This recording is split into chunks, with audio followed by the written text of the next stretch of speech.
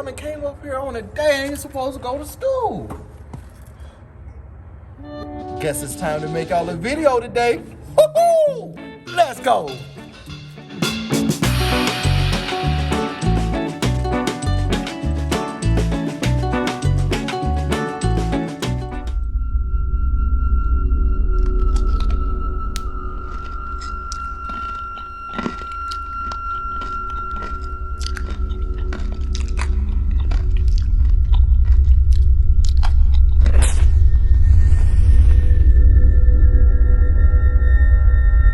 What's the scariest painting in art history? All right, guys, you already know who it is. I am your guy, Neil freaking Legend, and I am your 34-year-old college student, and I have my godson right here with me. So, look, I truly apologize for last Saturday and Friday, mostly Friday. I was supposed to throw y'all guys a video, but had a lot of work to put out, and he was actually doing some of the work with me.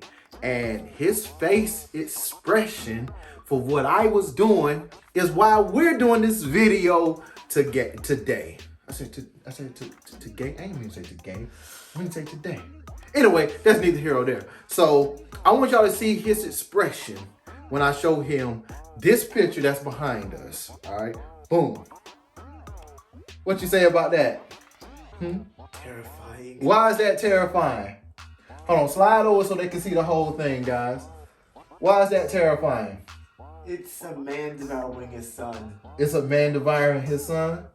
What, like, it's cool though. So what's so terrifying about this? The picture in general. What's so talk to me, give me more information. All right, you come back over just a little bit. You can give me more information. Why is it so terrifying? It's like there's blood, like he's biting his head off. And well, he already bitten his head off. His head is already gone, but, you know, continue. And like, even worse, it's like blood dripping everywhere and he looks... No, blood is not dripping. Blood is actually pouring. So that's the difference. I just wanted to give the right context. All right, keep going. Oh yes, blood is pouring, and this is terrifying to watch. Somebody actually painted this. Yes. But look, I want y'all to understand this. He is going to think about eating apples very differently, because there was actually a video. You can come on just a little bit, there we go. There was actually a video that we had to watch, and at the beginning of the video, this was the sound.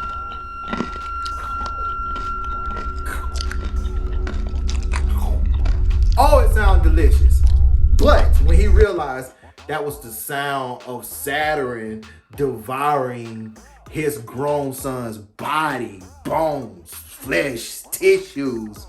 Oh, he was disgusted. Y'all should have saw his face. We had the lights turned off and everything, and he was terrified. I said the most scariest thing ever. This is not scary. This is art. This is art. Why this gotta be all scary for, Jay? The fact that it actually happened. It didn't happen. It's a painting.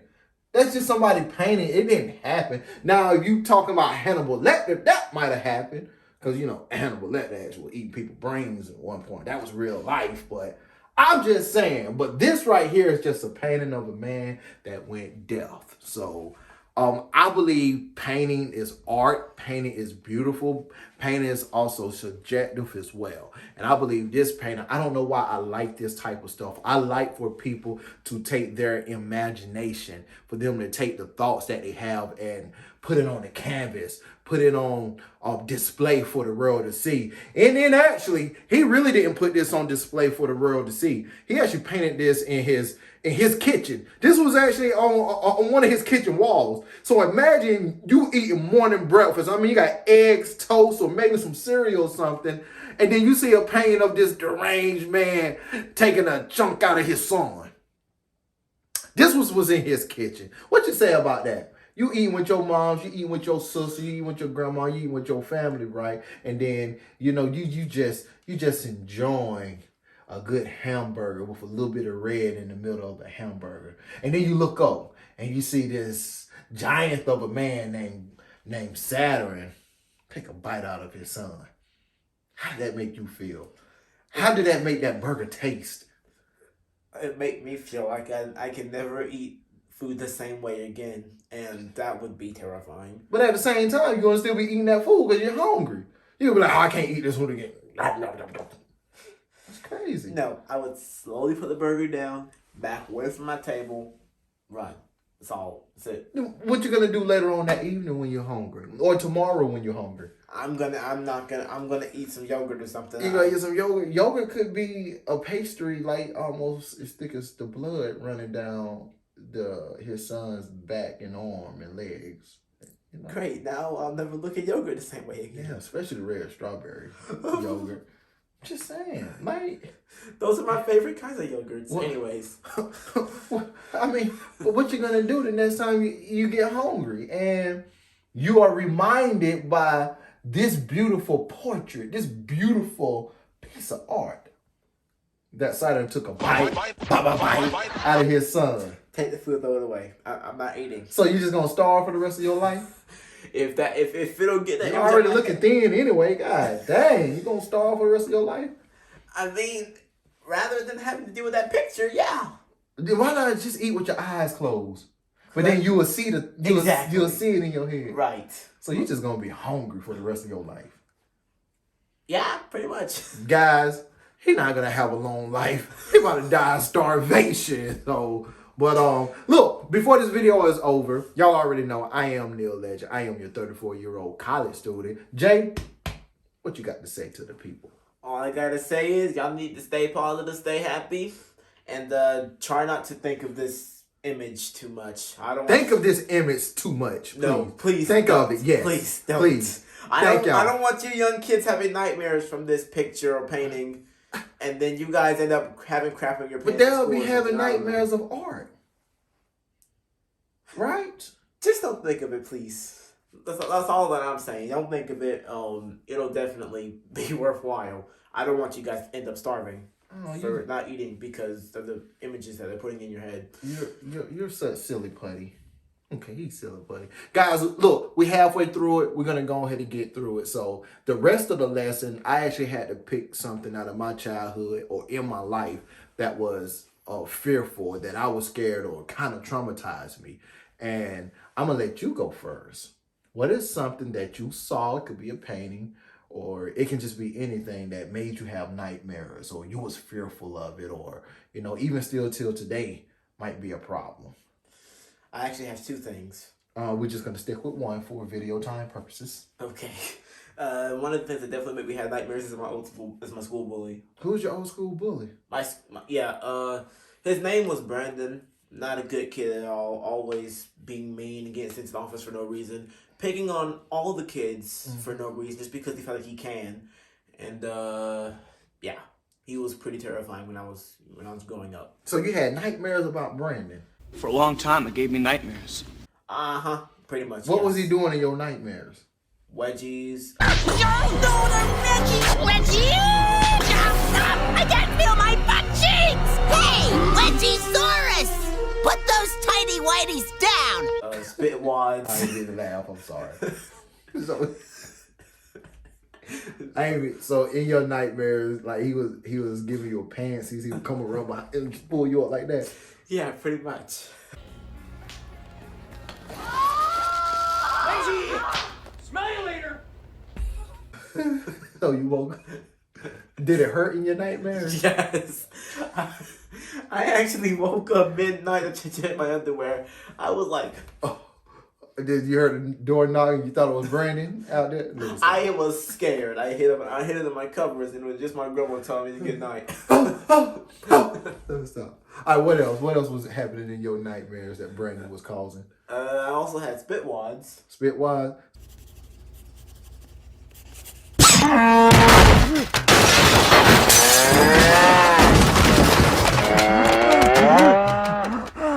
Hey, get up, you faker. It's just a spitball. So how did he do that? Like he had like one of those straws about like that big. He's just spatting it, just like, just right in the back of my head. We'll spit one back out. I'm just saying. What happened with Brandon in the real life? He probably moved. I don't know where he stays at now. What's his last name? I don't remember. I wasn't talking to him that much. He was just a brat, but I really don't know his last name. A brat? What if somebody called you a brat? How would you feel? Honestly, if it's one of my friends for fun, I wouldn't. No, I ain't care, talking but- about friends for fun.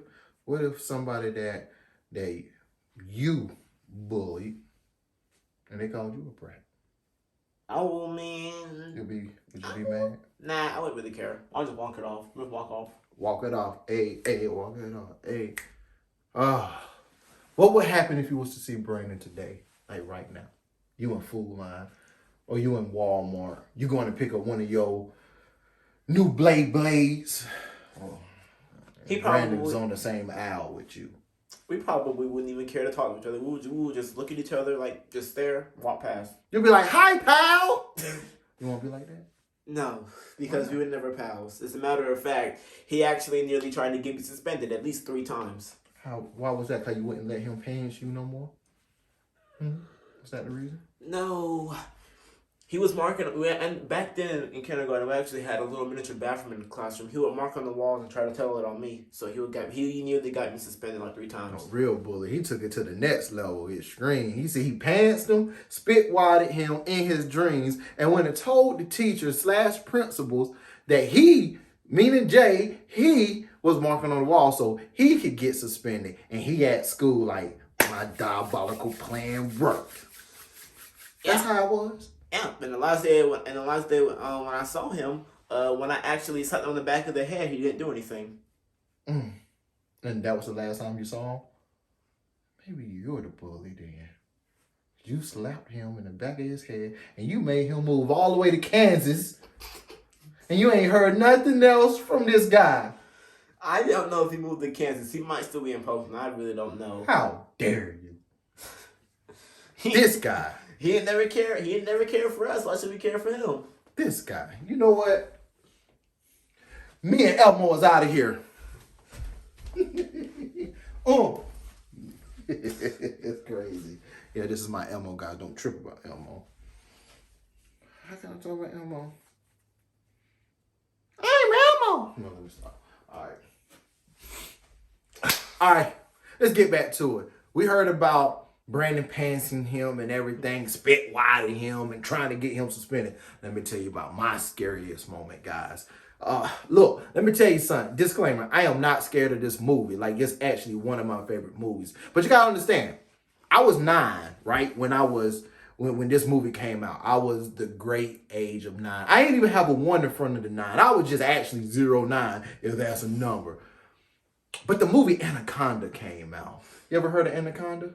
I heard of the song in the Snake Anaconda, but not the movie. We ain't talking about no song. What you talking about? What's that girl name? What's her name? Oh, Nicki my God. Minaj? I think it might have been her. She actually got an album. It's an album that's Anaconda. But that's not what we're talking about. And yes, it is actually referring to the snake Anaconda.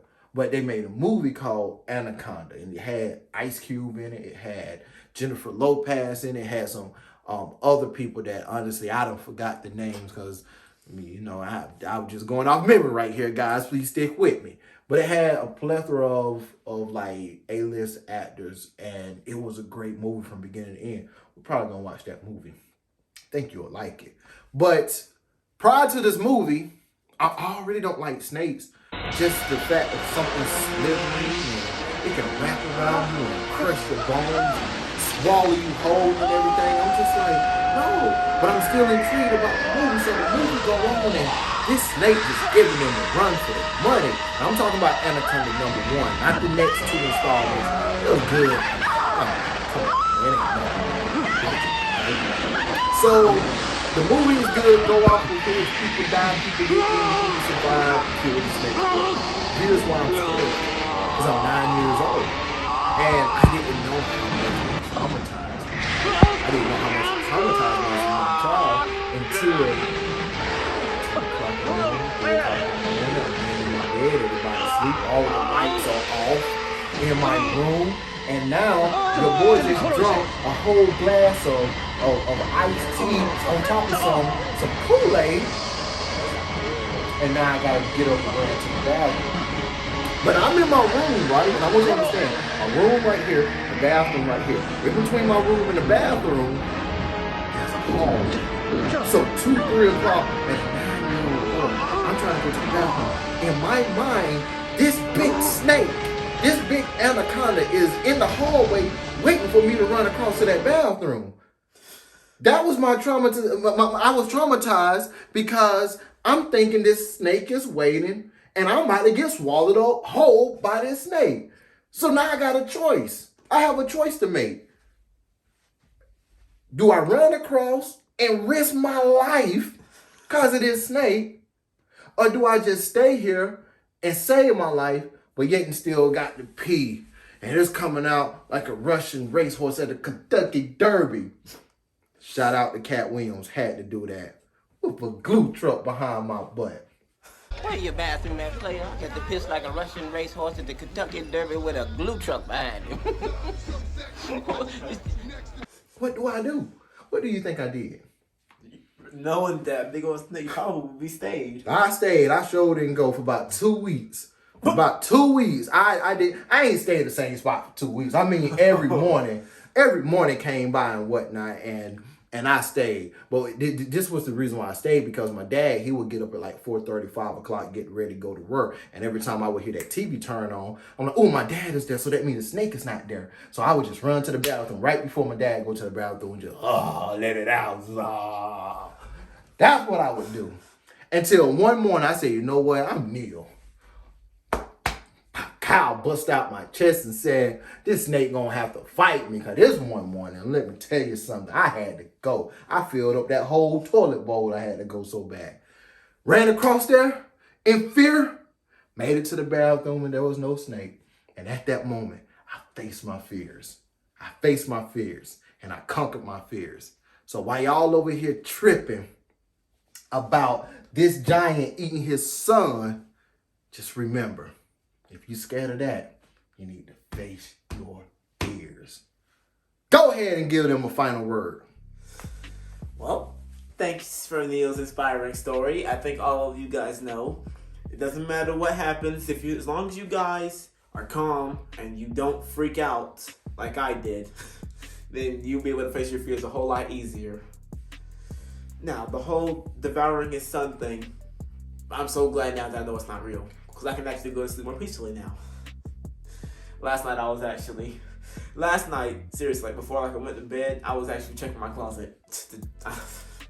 Oh, you mean checking my closet? You know, Your you closet. You don't have a closet. The closet. Okay, gotcha.